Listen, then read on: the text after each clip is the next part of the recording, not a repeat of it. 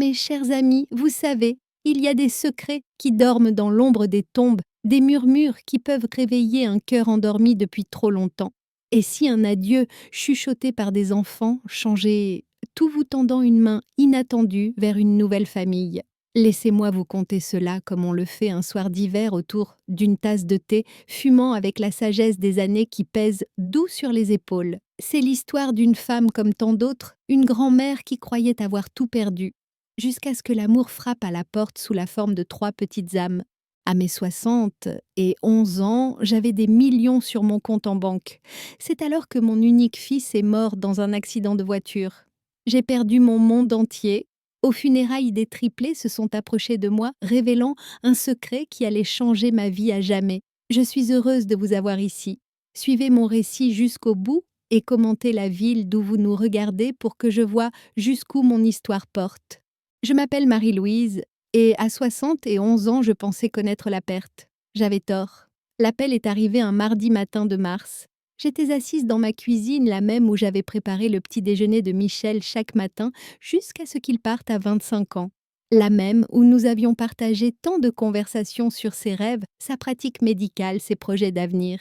Le téléphone a sonné et quelque chose dans ma poitrine s'est serré avant même que je réponde.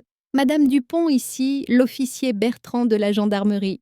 J'appelle au sujet de votre fils, Michel Dupont. Le monde s'est arrêté.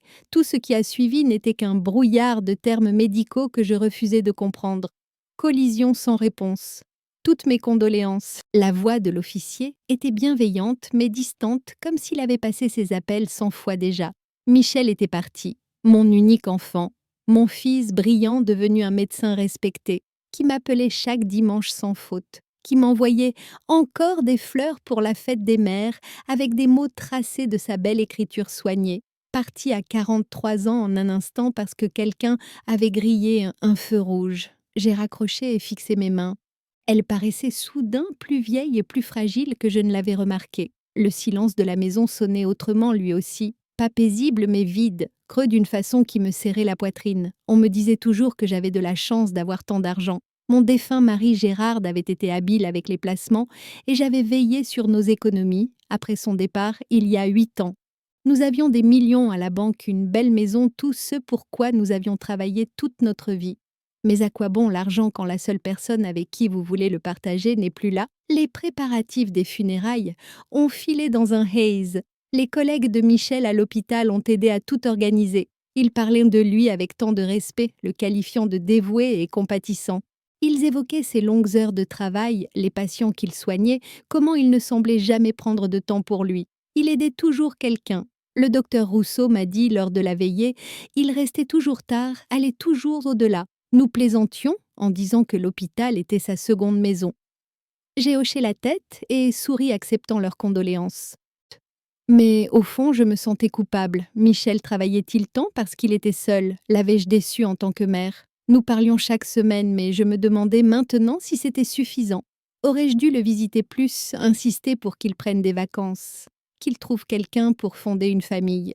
La cérémonie s'est tenue à Sainte-Marie, l'église où Michel avait été baptisé. Les bancs étaient remplis de gens dont il avait touché la vie, collègues, patients, voisins. J'étais au premier rang dans la robe noire achetée pour les funérailles de Gérard en me jurant de ne plus jamais la porter. Le père Martin a parlé magnifiquement de la dévotion de Michel à guérir les autres, de comment il incarnait le meilleur de la médecine et de la foi. J'ai essayé de me concentrer sur ces mots, sur les chants, sur tout ce qui pourrait m'apporter un peu de réconfort, mais je ne pensais qu'au silence de ma maison en rentrant. Après l'office, nous nous sommes rendus au cimetière de la Guillotière. L'air d'avril était vif avec un soupçon de printemps que Michel ne verrait jamais. Je marchais lentement derrière le cercueil soutenu par ma voisine Madame Dubois, qui avait insisté pour rester à mes côtés toute la journée. Au bord de la tombe, j'ai écouté le père Martin prononcer les prières finales. J'ai vu descendre le cercueil de mon fils dans la terre et j'ai senti quelque chose en moi se briser que je savais ne jamais guérir complètement. Ce n'était pas censé se passer ainsi. Les parents ne sont pas censés enterrer leurs enfants. Tandis que la foule se dispersait, des gens m'ont approché pour des mots de sympathie finaux. J'ai serré des mains, accepté des embrassades, remercié chacun d'être venu. La plupart des invités étaient partis quand j'ai remarqué 3 petites silhouettes à distance près d'un grand chêne. 3 fillettes identiques, peut-être 10 ou 11 ans toutes, en robe noire trop formelle pour des enfants de leur âge. Elles se tenaient serrées l'une contre l'autre, main dans la main, leurs visages graves d'une façon qui semblait au-delà de leurs années. Ce qui m'a frappé le plus, c'est comment elles regardaient la tombe de Michel. Pas avec la curiosité des enfants, mais avec un chagrin authentique. Je les ai vues s'approcher lentement du monticule de terre fraîche, presque avec révérence. Chacune portait une unique fleur blanche des marguerites, je crois. Elles les ont posées avec soin sur la tombe une par une. Leur ressemblance était saisissante. C'étaient clairement des triplés avec les mêmes cheveux noirs, les mêmes yeux bruns sérieux, les mêmes traits délicats. Tandis qu'elles restaient que là en silence, j'en ai entendu une parler d'une voix si douce que j'ai failli ne pas l'entendre. « Au revoir, papa ». Ces mots m'ont frappé comme un coup physique. J'ai dû faire un bruit car les 3 filles se sont tournées vers moi. Leurs visages ont montré de la surprise, puis quelque chose comme de la peur.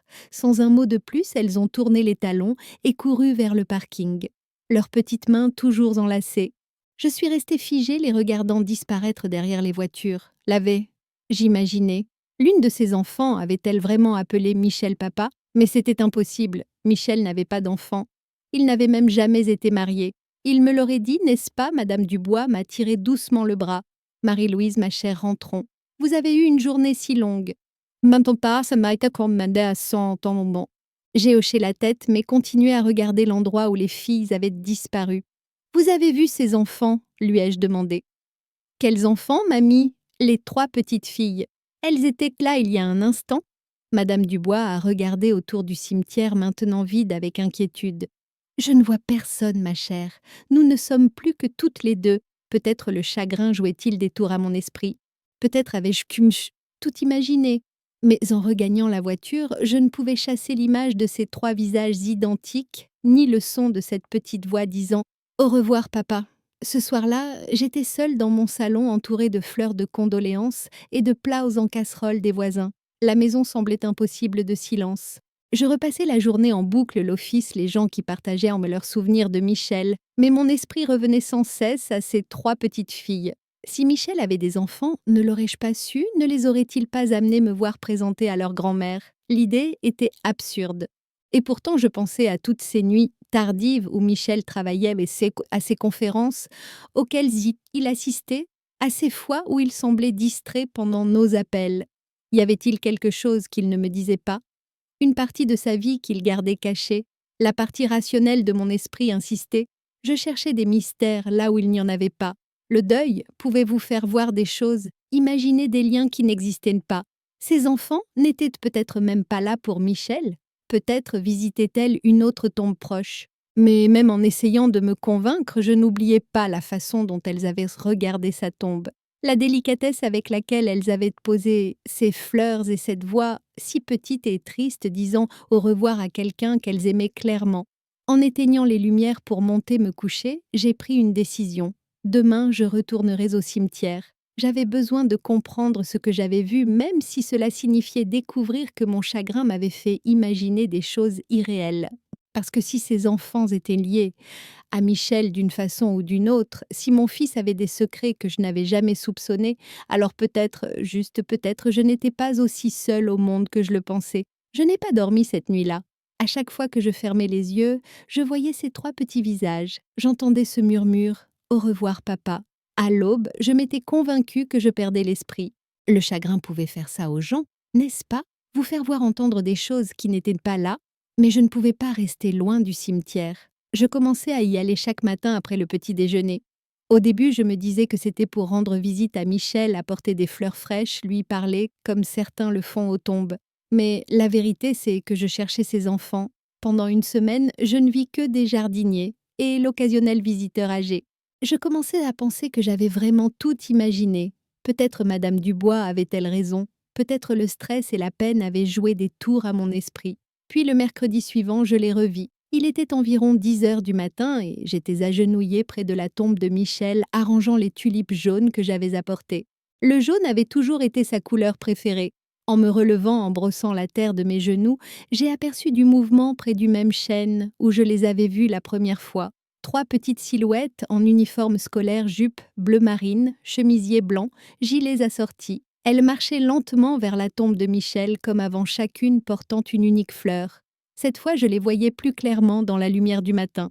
C'étaient définitivement des triplés identiques autour de 10 ans avec des cheveux châtains foncés tirés en queue de cheval nette. Leur visage était sérieux, presque solennel. En approchant de la tombe, elles se mouvaient avec une dignité prudente inhabituelle pour des enfants de leur âge. Je suis restée très immobile, craignant que le moindre geste ne les effraie à nouveau.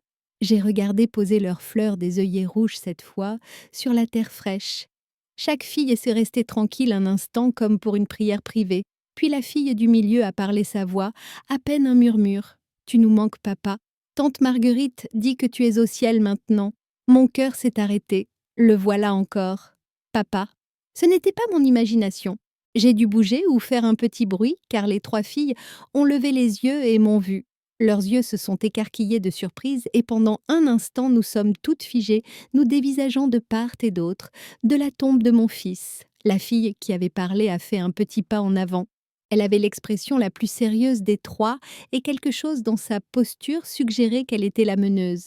« Vous êtes la maman de papa ?» a-t-elle demandé hésitante. Je ne pouvais parler. J'ai juste hoché la tête, la gorge trop serrée pour les mots. Les 3 filles se sont regardées, un échange silencieux passant entre elles. Puis la même fille a repris. « Je m'appelle Foi », a-t-elle dit, sa voix polie mais prudente. « Voici mes sœurs, Espoir et Joie.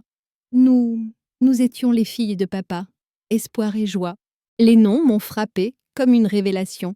J'ai regardé plus attentivement chaque fille cherchant Michel dans leurs traits. Maintenant que je cherchais, je voyais la ressemblance, la forme de leurs yeux, la façon dont elles inclinaient de la tête quand elles réfléchissaient, tout comme Michel le faisait. « Quel âge avez-vous » ai-je réussi à demander. « 10 ans » a répondu Foi pour les 3. « Nous aurons 11 ans en septembre. 10 ans. Michel en aurait eu 33 à leur naissance. » J'ai essayé de me rappeler cette époque, de voir s'il y avait eu des signes, des changements dans son comportement, mais tout semblait si normal dans mes souvenirs.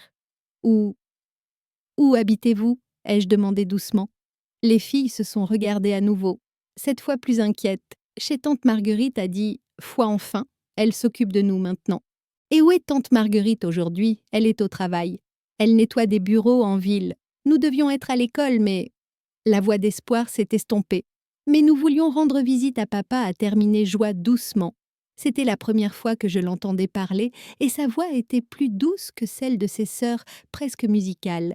J'ai regardé ces 3 enfants magnifiques, les filles de mon fils apparemment, et ressenti un mélange d'émotions que je ne pouvais même nommer. Joie, confusion, colère de ne jamais les avoir connues. Chagrin que Michel soit parti avant que je les rencontre vraiment. « Tante Marguerite, c'est elle que vous êtes ici ?» ai-je demandé. Foi a secoué la tête. Elle a dit que nous ne devions plus venir, que c'était trop triste, mais nous devions dire au revoir. Espoir a ajouté. Nous n'avons pas pu avant qu'il aille au ciel. Je me suis agenouillée pour être à leur hauteur. Que voulez-vous dire, vous n'avez pas pu dire au revoir? Papa devait venir nous voir ce week-end-là, a expliqué Joie, les yeux emplis de larmes.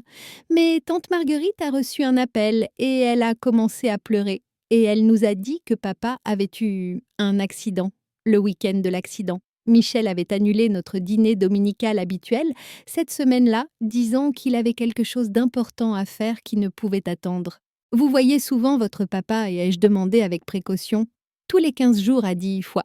Et parfois il nous emmenait au parc après l'école. Il nous a appris à faire du vélo et à faire des crêpes.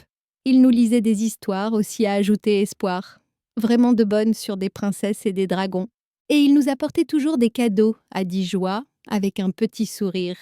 Rien de fancy, juste des petites choses, juste des cahiers à colorier et des rubans pour les cheveux. Et une fois, un puzzle avec 100 pièces. Des larmes ont commencé à monter. Ces enfants aimaient clairement Michel et il avait été parti de leur vie de façon que je n'avais jamais soupçonnée.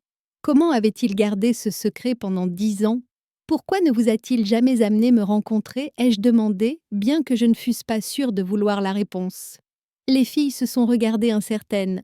Il a dit « Oh !» a commencé, Foi lentement. Il a dit que vous étiez encore très triste pour le grand-père Gérard et qu'il ne voulait pas vous rendre plus triste. Ça n'avait pas son sens.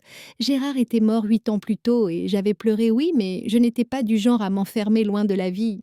Michel le savait. A-t-il dit autre chose sur moi? Ai-je insisté doucement. Il a dit que vous étiez la meilleure maman du monde, a dit Espoir avec ferveur, et qu'un jour, quand le moment serait venu, nous vous rencontrerions et que vous nous aimeriez aussi. Les larmes sont venues, alors impossibles à arrêter. Mon fils avait des enfants, 3 filles magnifiques, et il les avait tenues secrètes de moi pour des raisons que je ne comprenais pas, et maintenant il était parti. Et ces petites filles étaient aussi perdues que moi. Je vous aurais aimé, ai-je murmuré. Je vous aurais tant aimé. Fouet s'est approché et, à ma surprise, a tendu la main pour tapoter la mienne maladroitement. C'est bon, a-t-elle dit de son air sérieux. Papa disait que parfois les grands font des choix durs pour protéger ceux qu'ils aiment. Avant que je puisse demander ce qu'elle voulait dire, j'ai entendu une voix de femme appeler de l'autre côté du cimetière. Faux espoir joie que faites-vous si vous ici? Une femme d'une 50aine d'années se hâtait vers nous, son visage mêlant panique et colère.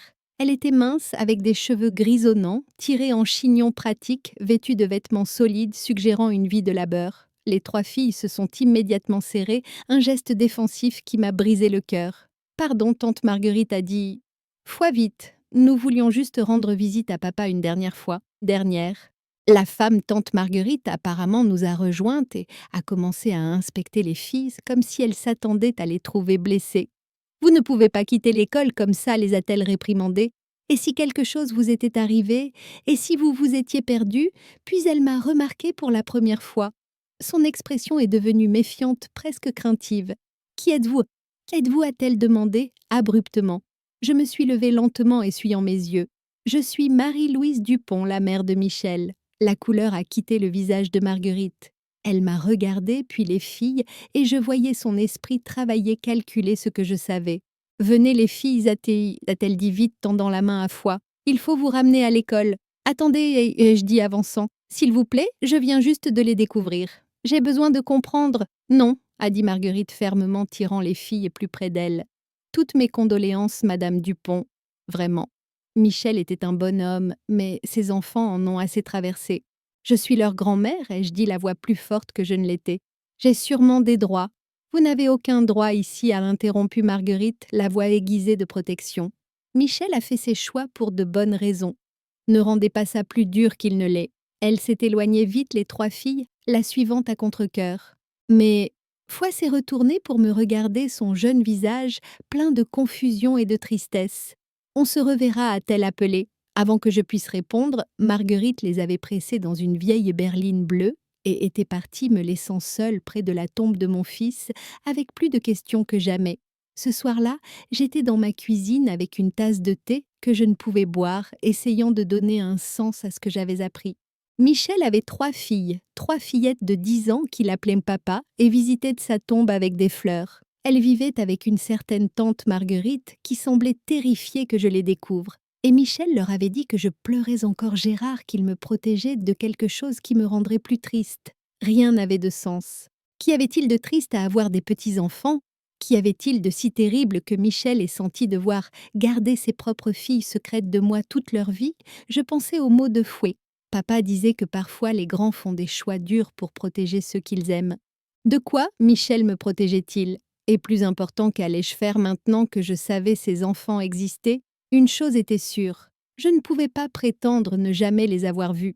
Elles étaient les filles de Michel, ce qui en faisait mes petites filles. C'était la seule famille qui me restait au monde. D'une façon ou d'une autre, j'allais découvrir la vérité. Et d'une façon ou d'une autre, j'allais trouver un moyen d'être partie de leur vie.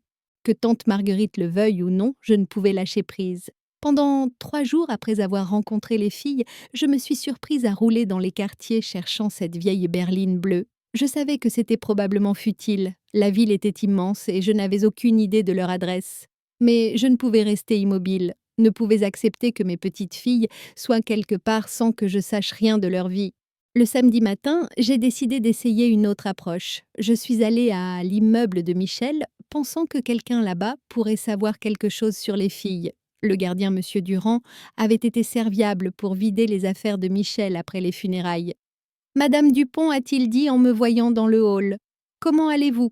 Ça va, ai-je dit bien que ce ne fut pas tout à fait vrai. Monsieur Durand, je dois vous demander quelque chose. Michel recevait-il des visites ? Des enfants peut-être. Son expression est devenue prudente. Eh bien, je ne discute normalement pas des affaires privées des locataires. S'il vous plaît, ai-je dit. C'est important. Je pense qu'il s'agit de famille. Il a jeté un œil au hall vide, puis baissé la voix. Il y avait 3 petites filles qui venaient parfois, toujours très polies, très calmes. Elles venaient d'habitude avec une femme plus âgée, pas jeune, la cinquantaine peut-être. Mon cœur s'est emballé. À quelle fréquence venaient-elles? Tous les 15 jours, je dirais. Le docteur Dupont allait les chercher parfois, ou elles venaient ici. Jamais de problème. De gentils enfants. Savez-vous quelque chose sur la femme avec elle? Monsieur Durand a secoué la tête. Elle gardait ses distances, mais elle avait toujours l'air fatiguée, vous voyez ce que je veux dire, comme si elle portait un lourd fardeau. Cette description correspondait à la femme qui s'était appelée Tante Marguerite. J'ai remercié Monsieur Durand et suis partie, me sentant comme si je ramassais lentement les pièces d'un puzzle que je ne comprenais pas encore. Cet après-midi-là, j'ai pris une décision probablement pas tout à fait rationnelle. Je suis retournée au cimetière et j'ai attendu. Si les filles avaient séché l'école pour visiter Michel avant, peut-être recommenceraient-elles. J'ai garé sous des arbres d'où je voyais la tombe sans être trop visible. Je me sentais un peu comme une espionne, mais j'ai chassé cette pensée. C'étaient mes petites filles. J'avais le droit de savoir sur elles. J'ai attendu 2 heures avant de voir la berline bleue se garer près de l'entrée du cimetière. Mon cœur a bondi en voyant Marguerite descendre suivie des 3 filles. Cette fois, elle n'était pas en uniforme scolaire. Elle portait des vêtements de week-end simples, jeans et pulls, bien entretenus mais pas chers. J'ai attendu qu'elle soit à la tombe depuis quelques minutes, avant d'approcher lentement, ne voulant pas les effrayer. Marguerite m'a vue la première et son visage s'est tendu. Madame Dupont a-t-elle dit, se plaçant protectivement devant les filles. Que faites-vous ici? La même chose que vous ai-je dit doucement rendre visite à mon fils. Foi Espoir et Joie ont jeté des regards autour de Marguerite, leur visage curieux mais méfiant. Je voyais maintenant plus clairement la ressemblance familiale. Elles avaient les yeux de Michel définitivement, et quelque chose dans leurs expressions me rappelait lui à cet âge. Nous avons apporté de nouvelles fleurs à papa, a dit Joie, doucement tendant un petit bouquet de fleurs des champs mélangés. Nous les avons cueillies nous-mêmes. Elles sont magnifiques, ai-je dit, le pensant vraiment. Je suis sûre qu'il les adorerait. Marguerite restait tendue, prête à partir à tout moment, mais je voyais quelque chose dans son expression. De l'épuisement peut-être, ou de la résignation. Elle ressemblait à une femme essayant de tenir trop de choses ensemble à la fois. Marguerite, ai-je dit avec soin, pourrions-nous parler juste quelques minutes? Il n'y a rien à dire, a-t-elle répondu. Mais sa voix manquait de conviction. S'il vous plaît, je veux juste comprendre. Ce sont les filles de Michel, ce qui en fait mes petites filles. Je ne cherche pas les ennuis, je veux juste en savoir plus sur elles. Les filles ici écoutaient chaque mot, leur jeune visage sérieux. Foi avançait légèrement. Tante Marguerite a-t-elle dit doucement. Peut-être devrions-nous lui parler. Papa disait toujours qu'elle était gentille. Marguerite a regardé Foi, et j'ai vu sa résolution faiblir. Elle est restée silencieuse un long moment, puis a soupiré profondément. Pas ici, a-t-elle dit enfin. Il y a un bistrot rue des Roses chez Mimi. Vous le connaissez? J'ai hoché la tête. Je vous y retrouve. Donnez-nous 10 minutes, a dit Marguerite. Et Madame Dupont, ça ne change rien. Je suis juste prête à répondre à quelques questions. 20 minutes plus tard, j'étais assise dans un box en vinyle usé, en face de Marguerite, tandis que Foi Espoir et Joie partageaient une assiette de frites et des milkshakes au chocolat. Le bistrot était presque vide un samedi après-midi, ce qui nous donnait de l'intimité pour parler. « Depuis combien de temps vous occupez-vous d'elle » ai-je demandé doucement. Marguerite remuait son café distraitement. « Depuis la mort de leur mère. Presque 4 ans maintenant. 4 ans. J'étais choquée. Leur mère était morte quand elles avaient seulement 6 ans. » Marguerite a hoché la tête. « Sarah était ma sœur. Elle avait des problèmes, surtout de santé. Michel l'aidait autant qu'il pouvait, mais quand elle est partie, il n'y avait personne d'autre. J'ai regardé les 3 filles qui gloussaient doucement sur un murmure de joie. Elles semblaient heureuses assez, mais je voyais une sorte de prudence dans leur façon d'agir, comme si elles étaient habituées à ne pas attirer trop l'attention. « Quel genre de problème de santé ?» ai-je demandé. L'expression de Marguerite est redevenue gardée. « Ça ne vous regarde pas vraiment. Écoutez, Madame Dupont, je comprends que vous voulez en savoir plus sur elle, mais certaines choses sont privées. Je suis leur grand-mère, ai-je dit, essayant de garder la voix calme. S'il y a des problèmes de santé que je devrais savoir, vous n'êtes pas leur grand-mère, a interrompu Marguerite vivement. Pas légalement. Pas de façon qui compte. Michel n'a jamais épousé Sarah. Il les aidait financièrement, oui, et il aimait ses filles plus que tout. Mais vous n'avez aucune revendication légale sur elles. Les mots piquaient, mais je voyais la peur derrière le ton dur de Marguerite. Elle protégeait les filles comme elle savait le faire. Je ne cherche pas à vous les enlever, ai-je dit doucement. Je vois que vous les aimez. Mais Marguerite, j'ai 71 ans. Michel était mon unique enfant. Ces filles sont la seule famille qui me reste. Marguerite m'a regardé un long moment et j'ai vu quelque chose changer dans son expression. Peut-être reconnaissait-elle la solitude dans ma voix. Ou peut-être était-elle juste fatiguée de porter toute la responsabilité seule. Sarah avait une maladie génétique, a-t-elle dit enfin la voix, à peine un murmure. Quelque chose qui affaiblit les muscles au fil du temps. C'est rare et c'est héréditaire. Mon estomac s'est noué. J'ai regardé les 3 filles se étudiant leur visage, leurs mouvements. Elles semblaient en bonne santé assez, mais je réalisais que je ne savais pas quoi chercher. Les filles l'ont aussi, ai-je demandé. Les yeux de Marguerite se sont emplis de larmes. 2 d'entre elles, oui, espoir et joie.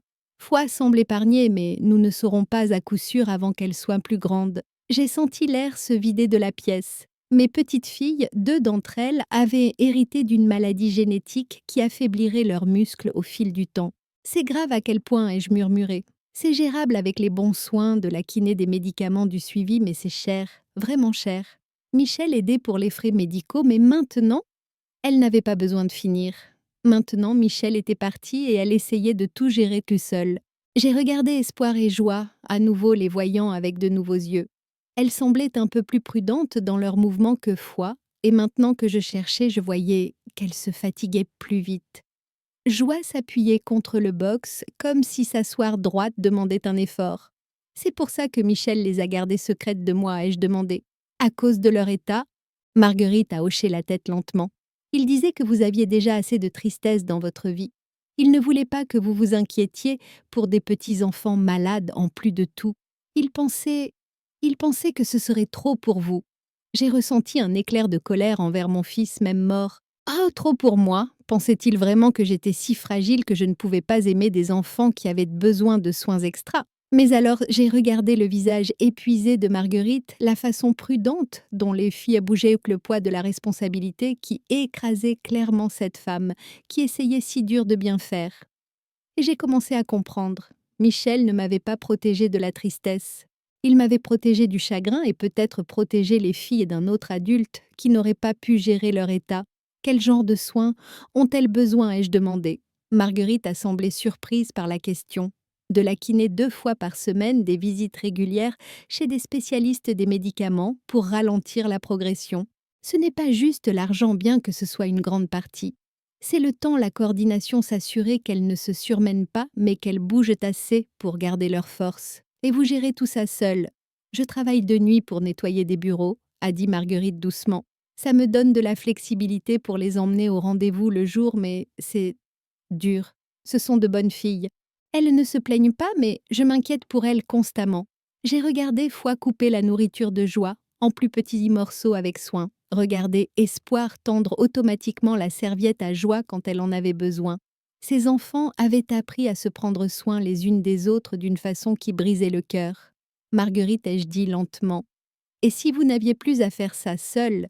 Elle m'a regardée avec suspicion. Que voulez-vous dire? Je veux dire, et si quelqu'un pouvait aider pour les frais médicaux? Quelqu'un qui pourrait les conduire au rendez-vous, engager les meilleurs spécialistes, s'assurer qu'elles ont tout ce qu'il faut.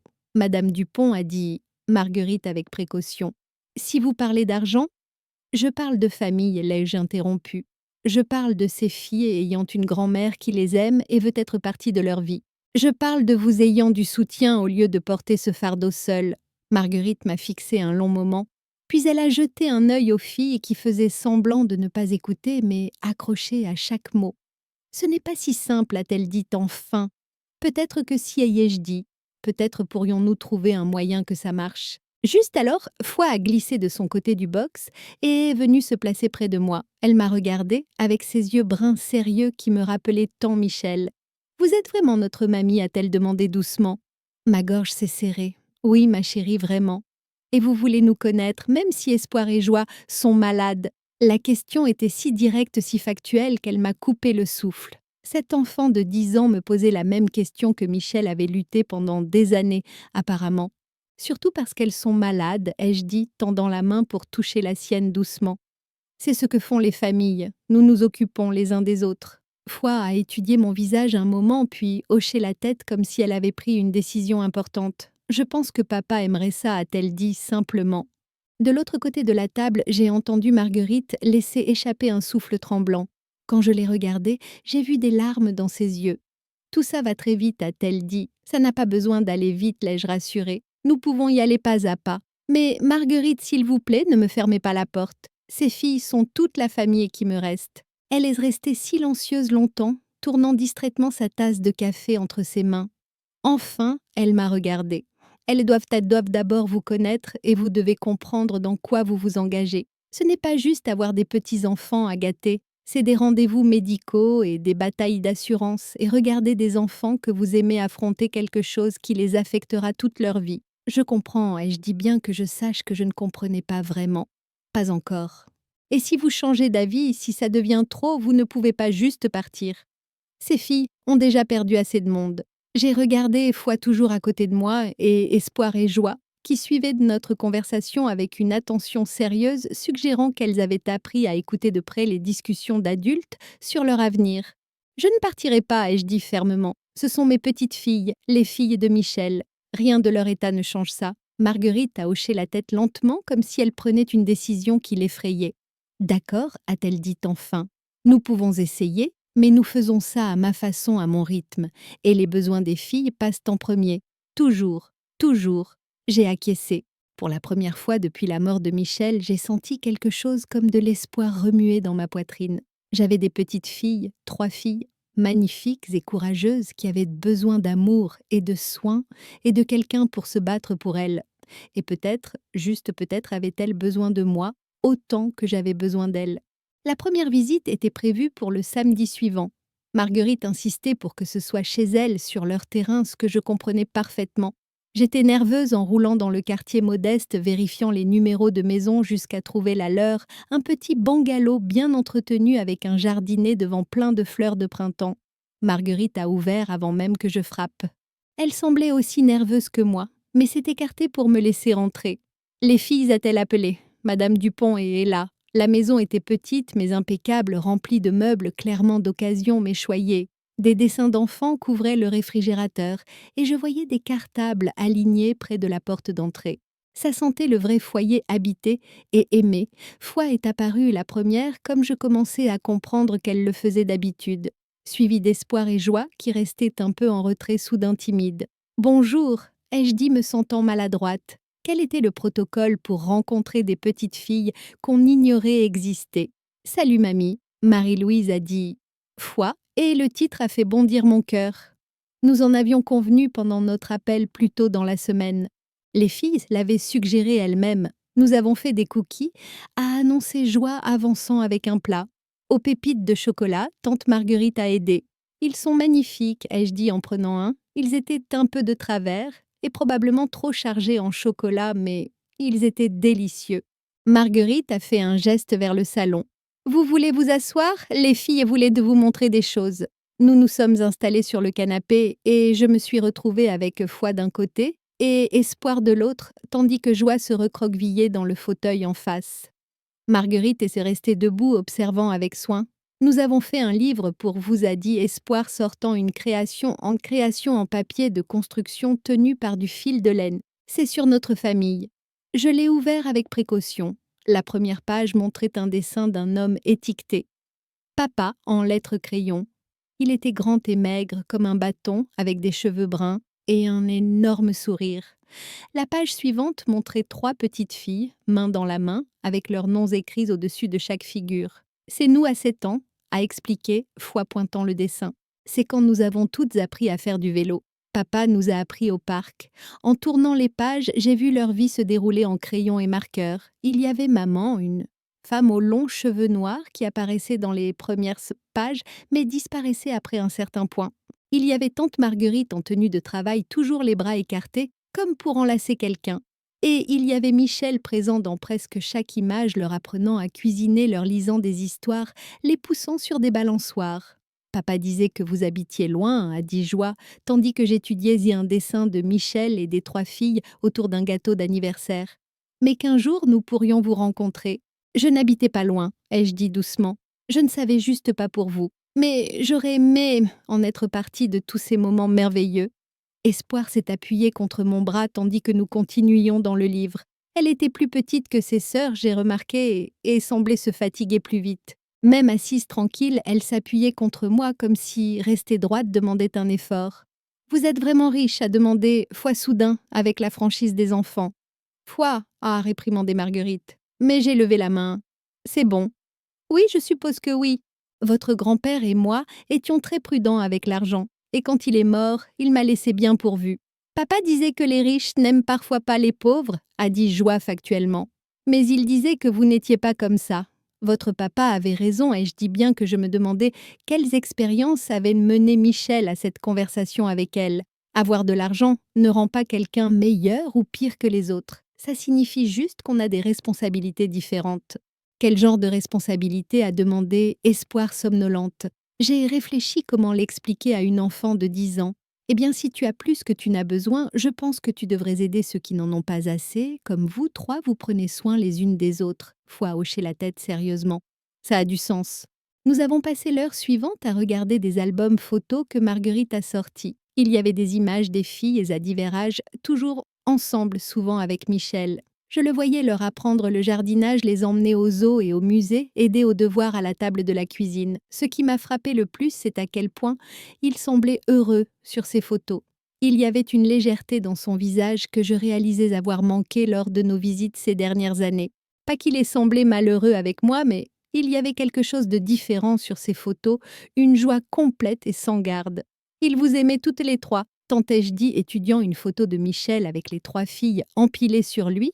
Tout le monde riant, il disait qu'il nous aimait autant que toutes les étoiles du ciel, a dit Joie, et que même quand on ne le voyait pas, il pensait toujours à nous. J'ai senti les larmes monter et les ravaler. Ce n'était pas le moment pour ma tristesse. Au fil de l'après-midi, j'ai remarqué des choses confirmant ce que Marguerite m'avait dit sur l'état d'espoir et joie. Elles se fatiguaient plus vite que Foi, et leurs mouvements étaient légèrement moins coordonnés. Quand elles ont joué à un jeu impliquant de sauter, Espoir a dû s'arrêter et se reposer après quelques minutes. Les mains de Joie tremblaient légèrement quand elle se concentrait sur du coloriage. Mais ce qui m'a impressionné le plus, c'est à quel point Foi prenait soin de ses sœurs naturellement.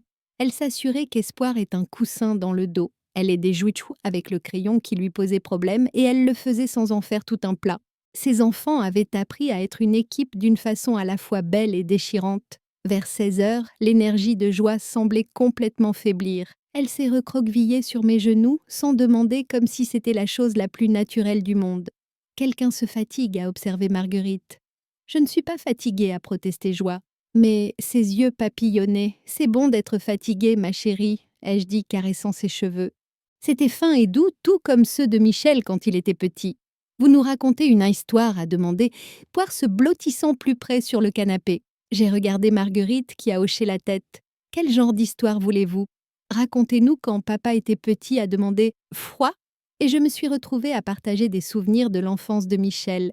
Je leur ai conté comment il collectionnait des insectes dans des bocaux à mon horreur. Comment il avait une fois essayé de baigner notre chat et s'était retrouvé trempé lui-même. Comment il avait appris à cuisiner en montant sur une chaise à côté de moi, dans la cuisine, insistant qu'il était de grand pour aider. Les filles écoutaient avec une attention captivée, surtout quand j'ai raconté la détermination de Michel à devenir médecin après qu'un voisin âgé, M. Lefebvre, avait eu une crise cardiaque. Papa disait qu'il voulait aider les gens à se sentir mieux, a dit Espoir ensommeillé. Il aidait les gens, l'ai-je assuré. C'était un merveilleux médecin et un merveilleux père pour vous 3. Quand j'ai fini mes histoires, Joie s'était endormie sur mes genoux. Marguerite s'est approchée doucement. « Je devrais la mettre au lit pour une sieste » a-t-elle murmuré. « Puis-je la porter » ai-je demandé doucement. Marguerite a hésité, puis hoché la tête. J'ai soulevé Joie avec précaution, surprise par sa légèreté. Elle s'est agitée légèrement, mais n'a pas réveillé tandis que je suivais Marguerite dans le couloir vers une petite chambre. La pièce avait 2 lits superposés et était décorée de dessins et bricolages que les filles avaient faits. Tout était net et organisé, mais clairement bien utilisé. J'ai posé Joie doucement sur un des lits du bas et Marguerite l'a couverte d'une couverture bleue douce. Elle fait la sieste la plupart des après-midi, a murmuré Marguerite en sortant de la pièce. L'état la fatigue vite. Quand nous sommes revenus au salon Foi et Espoir, regardez plus d'albums photos. On peut lui montrer les vidéos, a demandé Foi à Marguerite. Vidéo, ai-je demandé. Marguerite semblait incertaine. Michel enregistrait des vidéos pour elle, des messages pour quand il ne pouvait pas venir. Je ne sais pas. S'il vous plaît, a dit Espoir, je veux que mamie Marie-Louise les voie. Marguerite a soupiré et a sorti une tablette d'un tiroir. Elle a fait défiler des fichiers avant d'en sélectionner un. Le visage de Michel est apparu à l'écran et mon souffle s'est coupé. Il était assis dans ce qui ressemblait à son appartement, souriant à la caméra. « Salut mes belles filles !»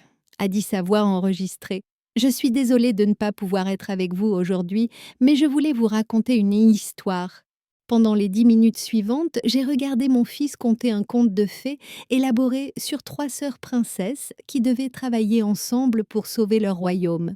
Il utilisait des voix différentes pour les personnages et faisait des grimaces silly qui faisaient glousser Foi et Espoir même si elles avaient clairement vu cette vidéo maintes fois.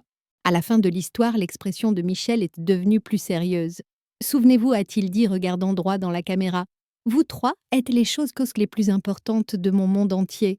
Je vous aime plus que toutes les étoiles du ciel, et rien ne changera ça.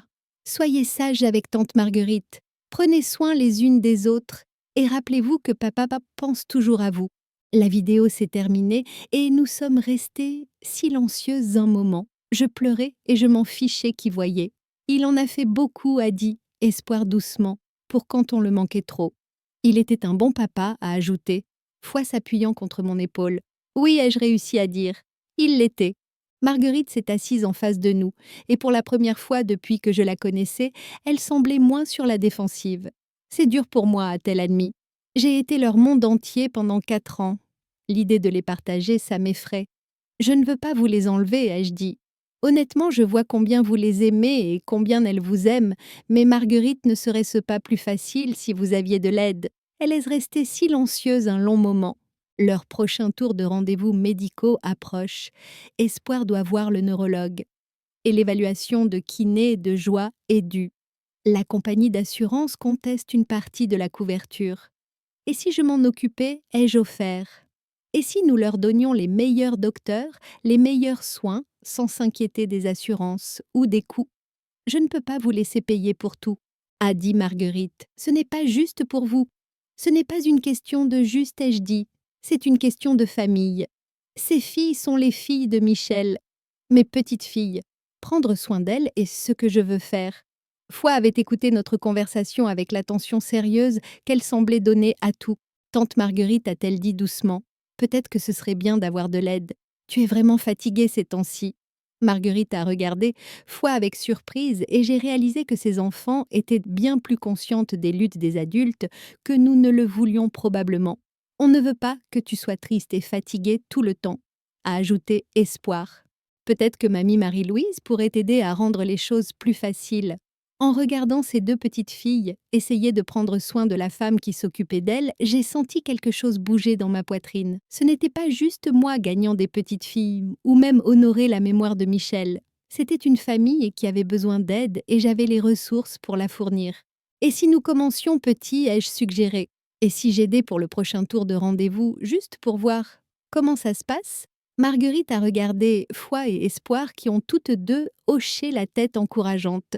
Puis elle m'a regardée avec une expression mi-peur, mi-alors. « D'accord », a-t-elle dit enfin, « nous pouvons essayer ça. » En me préparant à partir cet après-midi-là, Joie s'est réveillée de sa sieste et a insisté pour m'accompagner à la porte. Les 3 filles m'ont embrassée au revoir et Foi a glissé un petit papier dans ma main. « C'est mon numéro de téléphone », a-t-elle murmuré. « Au cas où tu voudrais nous appeler. » J'ai regardé les chiffres soigneusement écrits de l'écriture d'une enfant de 10 ans et senti mon cœur gonfler. « J'adorerais t'appeler », ai-je murmuré en retour.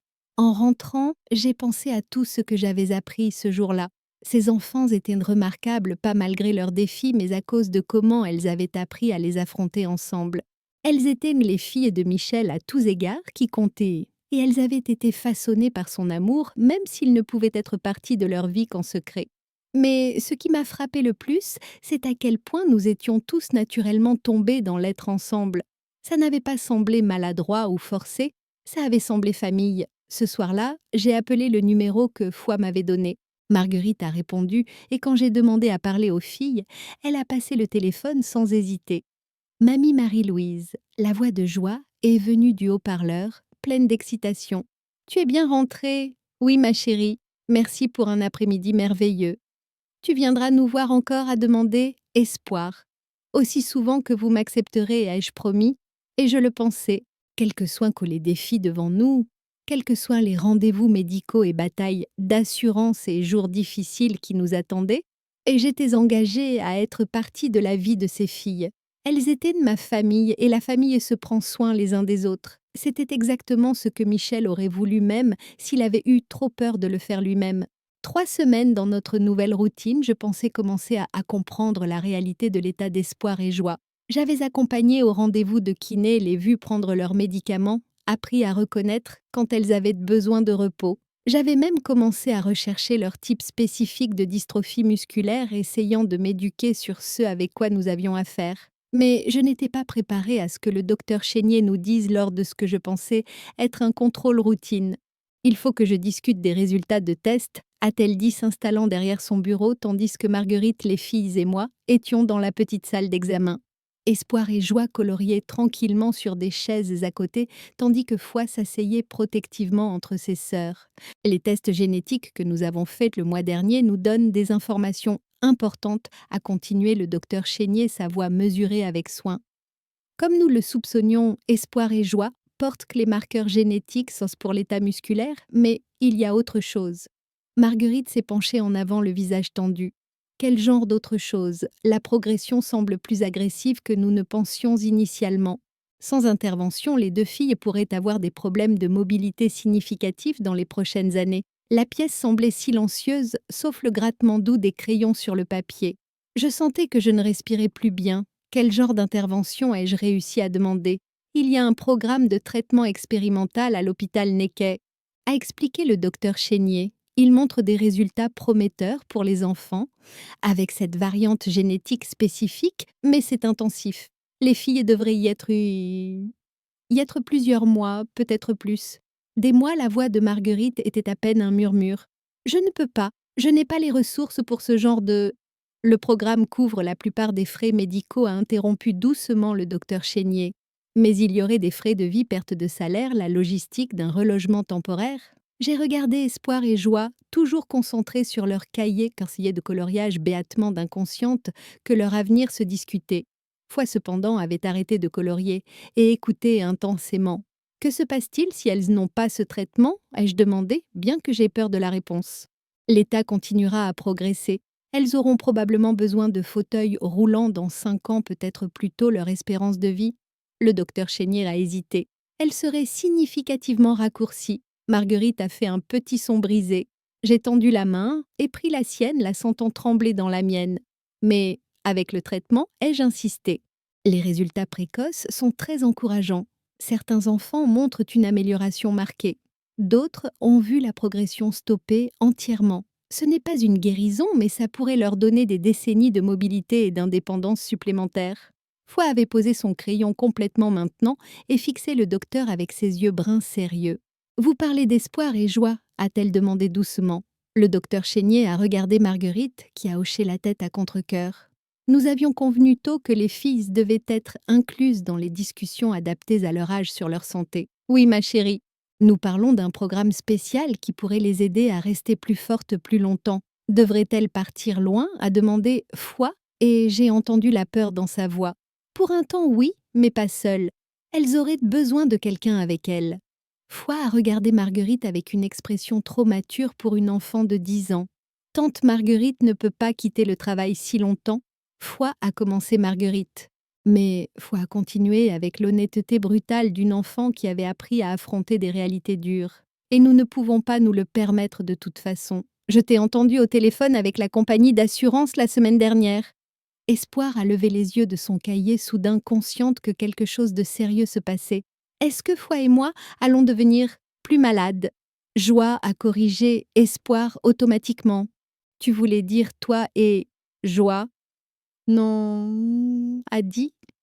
Fois, mais je voyais des larmes se former dans ses yeux. Espoir et joie vont-elles devenir plus malades? La pièce est tombée silencieuse. Le docteur Chénier a regardé Marguerite qui luttait pour trouver les mots. Enfin, j'ai parlé. Pas si j'ai mon mot à dire. Tout le monde s'est tourné vers moi. Marguerite a secoué la tête légèrement. Un avertissement de ne pas faire de promesses que je ne pouvais tenir, Madame Dupont a dit prudemment le docteur Chénier. C'est un engagement significatif. Le programme dure typiquement 6 à 8 mois, parfois plus. Ce n'est pas juste une question de ressources financières. Je comprends, ai-je dit, regardant directement Marguerite. Mais ce sont mes petites filles. S'il y a un traitement qui peut les aider, alors nous le ferons. Marie-Louise a dit doucement, Marguerite, tu ne comprends pas ce que tu dis. Des mois loin de la maison, rendez-vous médicaux, constants, être responsable d'elle 24 heures sur 24 pendant qu'elle traverse un traitement intensif. Alors venez avec nous, ai-je dit simplement. Tous, nous louerons un endroit près de l'hôpital. J'engagerai les meilleures infirmières à domicile, des tuteurs pour l'école, tout ce qu'il faut.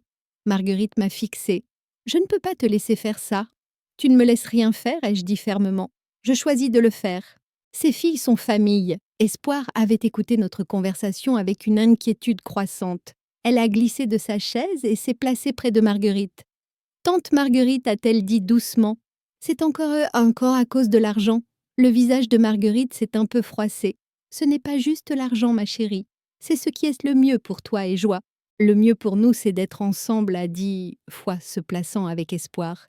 Tous ensemble. Joie semblait confuse par la gravité soudaine, mais a suivi ses sœurs. Bientôt, les 3 filles ont été groupées autour de la chaise de Marguerite. On ne veut pas que tu t'inquiètes tout le temps, a dit Joie, tapotant maladroitement le bras de Marguerite. Peut-être que mamie Marie-Louise a raison. Peut-être que ce serait mieux si nous nous aidions tous. J'ai regardé cet échange avec un mélange de chagrin et d'admiration. Ces enfants avaient appris à être des soignantes à un âge où elles ne devraient s'inquiéter que des devoirs et des jeux de cours. Docteur Chénier, ai-je dit. Quel est le délai pour décider? La prochaine période d'inscription commence dans 8 semaines. J'aurai besoin de soumettre la candidature dans les 2 prochaines semaines. Pour être considérée, j'ai regardé Marguerite toujours entourée de 3 petites filles inquiètes. De quoi as-tu besoin? Pour décider, Marguerite est restée silencieuse longtemps. Enfin, elle m'a regardée avec des larmes aux yeux. J'ai besoin de savoir que tu comprends à quoi tu t'engages. Ce n'est pas juste payer pour un traitement, c'est être responsable de 2 enfants malades pendant des mois, peut-être des années. C'est les regarder lutter à travers des procédures douloureuses et des revers, et encore trouver des façons de garder leur morale. Et c'est pourquoi aussi a-t-elle continué regardant la 3e triplée. Elle aura besoin de soutien elle aussi, regarder ses sœurs passer par ça. Elle aura besoin de se sentir importante autant même si ce n'est pas elle qui est malade. Je me suis agenouillée pour être au niveau des yeux de toutes les 3. Foi, espoir, joie, ai-je dit sérieusement. Si nous faisons ça, ce sera dur parfois.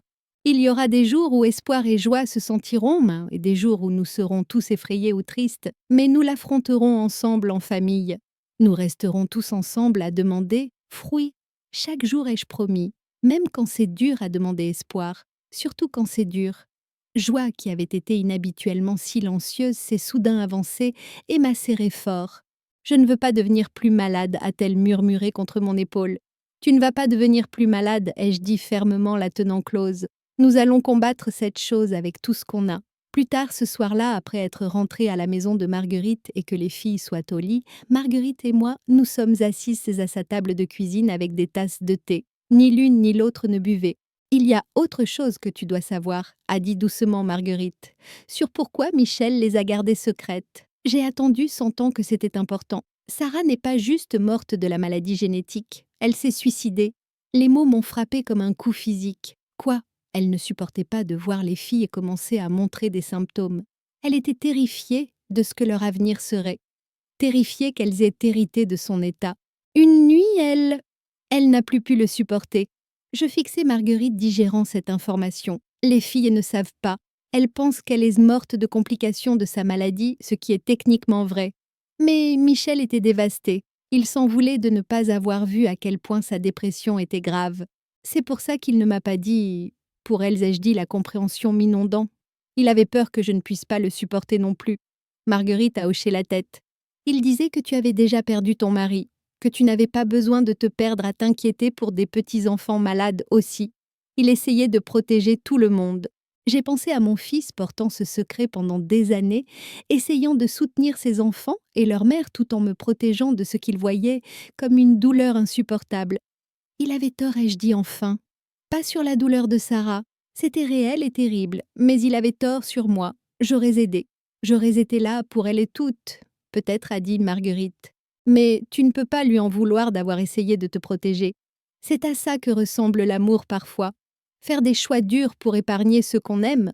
Je suis restée dans cette petite cuisine pensant aux vidéos secrètes de Michel pour les filles, à la façon prudente dont il avait structuré leur vie pour leur donner de la stabilité, tout en les gardant séparés de moi, à comment il avait travaillé des shifts extra pour payer leurs soins médicaux sans jamais souffler mot de la tension financière. Marguerite, ai-je dit enfin, je veux faire ce programme de traitement pas parce que je me sens coupable des choix de Michel, mais parce que ces filles méritent chaque chance qu'on peut leur donner. Elle m'a regardé un long moment. Ça va changer ta vie complètement. Tu passeras d'une veuve riche sans responsabilité à une soignante à temps plein pour 3 enfants, dont 2 avec des besoins médicaux sérieux. Ma vie a changé le moment où je les ai vus, à la tombe de Michel, ai-je dit. Tout depuis n'est que trouver comment faire marcher ça. Marguerite a souri pour la première fois depuis le bureau du docteur. D'accord, a-t-elle dit. Faisons-le. Donnons à ces filles la meilleure chance possible.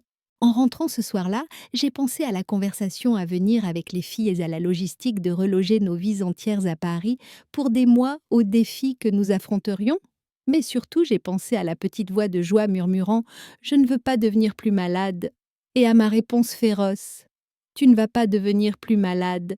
J'avais fait une promesse à mes petites filles et je comptais la tenir.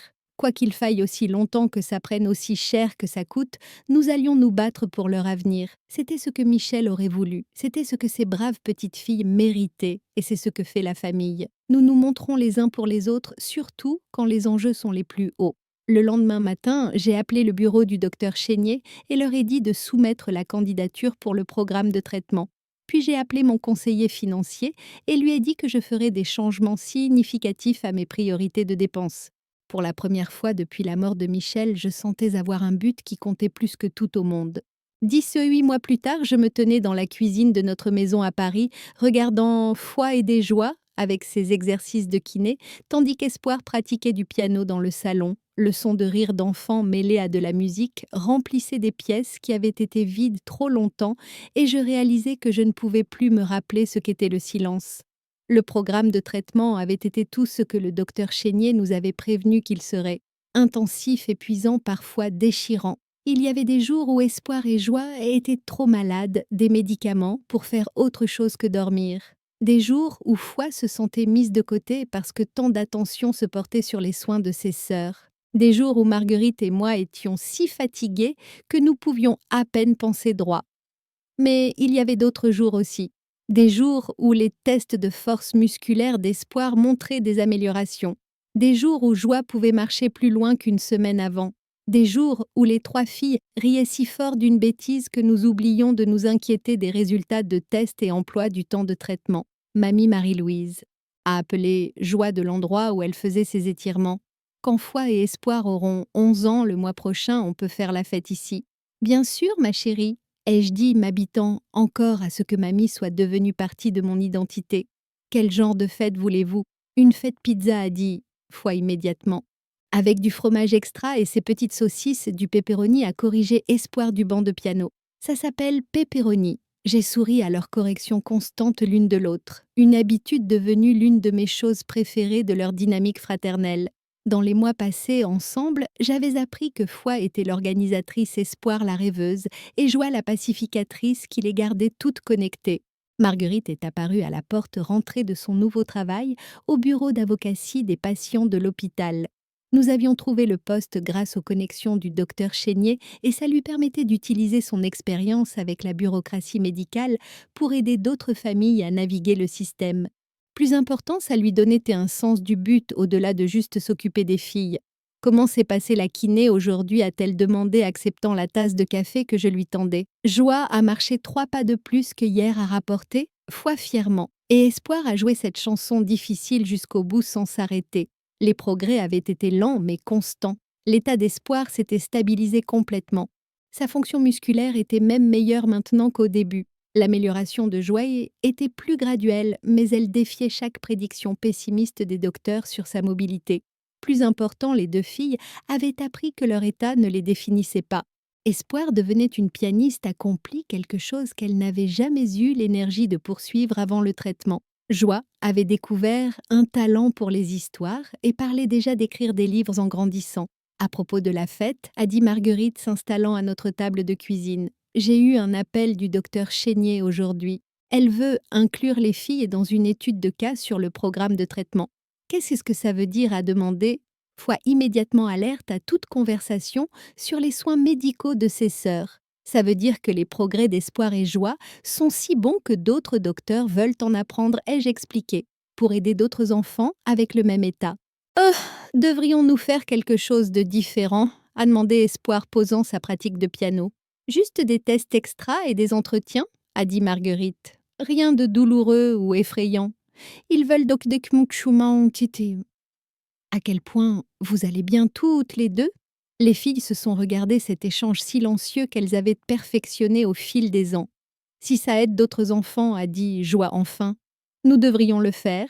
Définitivement, a acquiescé Espoir. D'accord, foi, ah ça, a hoché la tête sérieusement. Nous savons à quel point c'était effrayant quand nous avons d'abord appris pour le traitement. Si nous pouvons aider d'autres familles à ne pas avoir aussi peur, nous devrions. J'ai regardé cet échange avec le même mélange de fierté et de chagrin que je ressentais presque quotidiennement. Ces enfants avaient développé une maturité et une compassion venues d'affronter des défis sérieux ensemble. Mais parfois, je souhaitais qu'elles puissent ne juste être des enfants de 10 ans et souciantes. Ce soir-là, après que les filles soient au lit, Marguerite et moi nous sommes assises sur le porche, avant de notre maison à Paris, quelque chose devenu notre routine. Le quartier était calme avec ces sons paisibles du soir qui me rappelaient pourquoi j'étais tombée amoureuse de ce foyer temporaire. J'ai eu un appel de l'agent immobilier aujourd'hui, a dit doucement Marguerite. Sur la maison d'avant. Nous avions gardé la maison de Marguerite louée pendant que nous étions à Paris, mais le bail finissait bientôt. Nous devions décider si nous rentrions ou rendions ce move permanent. Qu'en penses-tu, ai-je demandé. Marguerite s'est restée silencieuse un moment, regardant la rue où des enfants du quartier jouaient au ballon dans la lumière déclinante. Les filles sont installées ici maintenant. Elles ont des amis, elles connaissent le coin. Le prof de piano d'Espoir pense qu'elle est talentueuse pour le conservatoire. Joie est inscrite à ce cours d'écriture créative qu'elle adore. Et Foi, ai-je demandé. Foi demande sans cesse si nous restons parce qu'elle veut essayer l'équipe de débat de l'école l'année prochaine. Marguerite a souri. Elle a le tempérament argumentatif de Michel. C'était vrai, au fil des mois passés ensemble, j'avais vu de plus en plus de mon fils en chacune des filles. Foi avait sa détermination et son sens du devoir. Espoir avait son intensité calme et ses tendances perfectionnistes. Joie avait son optimisme et sa façon de trouver du bon dans chaque situation. Et toi, ai-je demandé. Qu'est-ce que tu veux? Marguerite m'a regardée avec surprise. Ce que je veux. Quand est-ce que quelqu'un t'a posé cette question pour la dernière fois? Elle est restée silencieuse si longtemps que j'ai pensé qu'elle ne répondrait pas. Enfin, elle a dit « Je veux que les filles soient heureuses et en bonne santé. Je veux qu'elles aient toutes les opportunités qu'elles méritent. » C'est ce que tu veux pour elles, ai-je dit doucement. Qu'est-ce que tu veux pour toi? Les yeux de Marguerite se sont emplis de larmes. Je veux ne plus avoir peur, a-t-elle murmuré. Pendant 4 ans, je me suis couchée chaque nuit terrifiée de ne pas en faire assez de les décevoir d'une façon ou d'une autre. Pour la première fois depuis la mort de Sarah, je sens que peut-être je ne porte pas ça seule. J'ai tendu la main et pris la sienne. Tu ne le portes pas seule. Pas depuis des mois. Je sais, a-t-elle dit. Et ça m'effraie aussi parce que, et si quelque chose t'arrive? Et si tu décides que c'est trop? Ces filles, elles ont déjà perdu trop de monde. C'était une conversation que nous avions dansée autour pendant des mois, mais jamais abordée directement. La peur d'abandon de Marguerite était aussi réelle que les besoins médicaux des filles. Marguerite, ai-je dit fermement, je ne vais nulle part. Ces enfants sont ma famille maintenant. Tu es ma famille maintenant. Quoi qu'il arrive, nous l'affrontons ensemble. Elle a serré ma main fort. Donc, nous restons à Paris. Si c'est le mieux pour les filles, alors oui, nous officialisons. Le lendemain matin, je me suis retrouvée dans la position inhabituelle d'avoir 3 enfants de 10 ans m'aider à prendre une décision majeure de vie. Nous étions autour de la table du petit déjeuner avec nos crêpes et jus d'orange, et j'ai exposé le choix devant elles. Nous pouvons rester ici à Paris pour de bonnes, et j'expliquais. Ou nous pouvons retourner à la maison de tante Marguerite et venir ici régulièrement pour vos contrôles médicaux. Qu'est-ce que tu veux faire, mamie Marie-Louise a demandé. Foi. Je veux faire ce qui vous rend les 3 plus heureuses et en meilleure santé, ai-je dit honnêtement. Mais tu avais toute une vie avant, nous a fait remarquer Espoir avec cette façon sérieuse qu'elle avait de penser aux choses. Tu ne manques pas ta vieille maison et tes amis?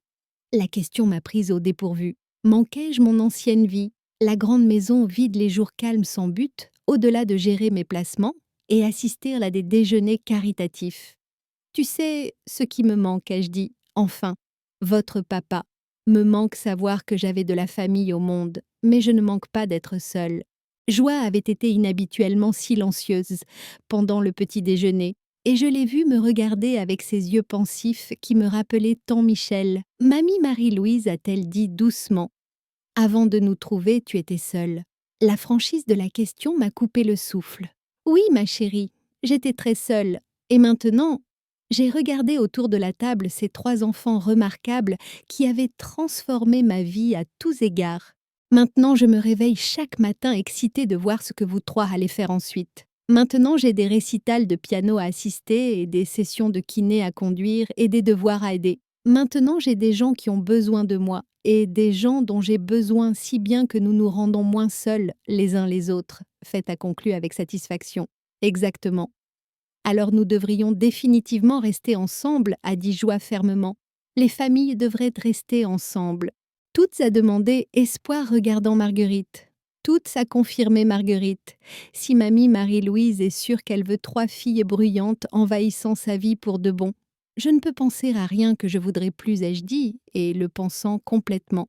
Plus tard cet après-midi-là, tandis que les filles étaient à leurs activités diverses, Espoir au piano, Joie à son cours d'écriture, Foi à l'entraînement de foot, Marguerite et moi avons conduit à une agence immobilière pour regarder des maisons à vendre dans le quartier. Nous avions dépassé notre location et si nous restions pour de bon, nous avions besoin de plus d'espace. Regarde, celle-ci, a dit Marguerite, pointant une annonce. 5 chambres, 2 bureaux et une salle de musique. J'ai étudié les photos d'une grande maison coloniale à quelques blocs de là où nous vivions. Elle avait un grand jardin derrière pour que les filles jouaient une cuisine assez grande pour que nous cuisinions tous ensemble. Et surtout, elle était à distance de marche de l'hôpital où Espoir et Joie continueraient leur suivi. C'est parfait, ai-je dit. C'est cher, a averti Marguerite. C'est famille, ai-je corrigé. 6 mois plus tard, je me tenais dans cette même cuisine, mais maintenant c'était vraiment la nôtre. Les filles avaient chacune décoré sa chambre. Marguerite avait transformé un des bureaux en espace d'études où elle suivait des cours du soir pour devenir avocate certifiée des patients, et j'avais converti la salle de musique en bibliothèque où nous lisions ensemble chaque soir. Les murs étaient couverts d'œuvres d'art des filles, photos de nos aventures parisiennes et bulletins qui montraient les 3 filles s'épanouir dans leurs nouvelles écoles. Le piano d'Espoir, j'ai été dans un coin où elle pratiquait chaque jour avec la dévotion que Michel avait montrée à ses études médicales. Les histoires de Joie étaient épinglées à un tableau chacune plus créative que la précédente. Les trophées d'équipe de débat de foi trônaient sur le manteau de cheminée à côté de photos de nous tous ensemble. Mais mon addition préférée à la maison était à peine visible. Une petite photo encadrée sur ma table de nuit montrant Michel avec les filles quand elles étaient plus jeunes. Marguerite l'avait trouvée parmi les affaires de Sarah et me l'avait donnée pour Noël. Dessus, Michel lit aux 3 filles empilées autour de lui comme des chiots. Tout le monde rit de quelque chose et la joie sur le visage de mon fils est indiscutable. Je comprenais maintenant pourquoi il les avait gardées secrètes. Il n'avait pas essayé de me blesser ou de m'exclure de leur vie. Il avait essayé de protéger tous ceux qu'il aimait d'une douleur qu'il pensait insupportable. Il s'était trompé sur ce que je pouvais supporter, mais il avait eu absolument raison sur combien il y avait à aimer.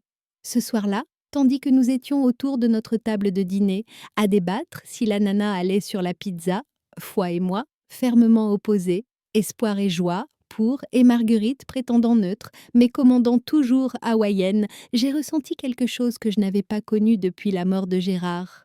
Un contentement complet. Ces 3 filles m'avaient donné plus que des petites filles à aimer. Elle m'avait donné un but de l'aventure des rires quotidiens et le genre de chaos familial que je n'avais jamais su me manquer. Les besoins médicaux d'espoir et joie m'avaient appris que l'amour n'était pas juste pour les moments faciles, c'était se montrer pour les durs aussi. La protection farouche de foi pour ses sœurs m'avait montré ce qu'était la vraie force, et Marguerite était devenue la fille que je n'avais jamais eue. Quelqu'un qui comprenait que la famille pouvait être choisie autant qu'héritée. Mamie Marie-Louise a dit « joie » interrompant mes pensées. Tu souris bizarrement. Comment de bizarre ai-je demandé? Bizarre heureuse, a observé Espoir, comme quand on t'a surpris avec le petit déjeuner au lit pour ton anniversaire. Je pensais juste à combien j'aime notre famille, ai-je dit simplement. Même quand on est bruyant et qu'on se dispute sur la pizza, a demandé, foi avec un sourire, surtout alors. Tandis que nous débarrassions la table ensemble, j'ai pensé à Michel et souhaité qu'il puisse nous voir maintenant.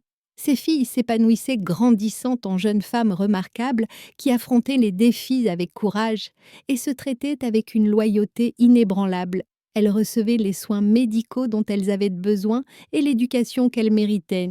Surtout, elles étaient entourées de gens qui les aimaient inconditionnellement. Peut-être avait-il essayé de me protéger de la tristesse. Mais ce qu'il n'avait pas pu savoir, c'est qu'aimer ses enfants, même avec tous les rendez-vous médicaux effrayants, futurs incertains, m'avait apporté plus de joie que je n'aurais cru possible. J'étais entrée dans leur vie comme une mère en deuil, avec rien que de l'argent et de la solitude. Elle m'avait transformée en grand-mère avec un but, une membre de famille avec des responsabilités qui comptait une femme avec un avenir qui valait la peine d'attendre. 3 petites filles avaient murmuré « Au revoir, papa » au bord d'une tombe.